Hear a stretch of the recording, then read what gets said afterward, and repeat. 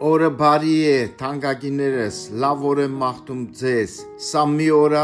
որ Տերը ստեղծել է, թող անցնի Տիրոջ կամքով, առաջնորդությունով, Տիրոջ նպատակները թող իրականանա ձեր կյանքում, Տիրոջ խորհուրդները թող իրականանա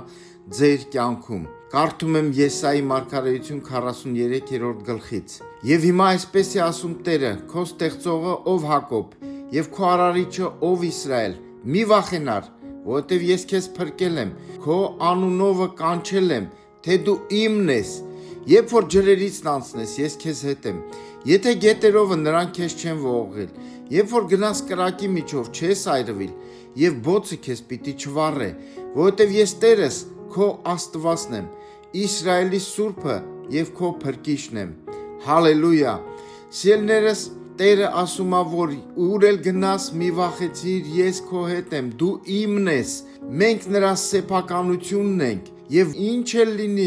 սիրելիներս, ոչ մի դև, ոչ մի սատանա, ոչ մի իրավիճակ, ոչ մի անապատ, ոչ մի փորձություն մեզ չի կարող բաժանել Քրիստոսի սիրուցը։ Եթե նեղության մեջ էլ լինենք, նա մեր հետ է, ամեն ժամանակ նա մեր հետ է, վստահենք նրան, ապրենք նրա հետ, քայլենք նրա հետ։ Հրաշալի օր եմ մաղթում ձեզ, լավ օրեր։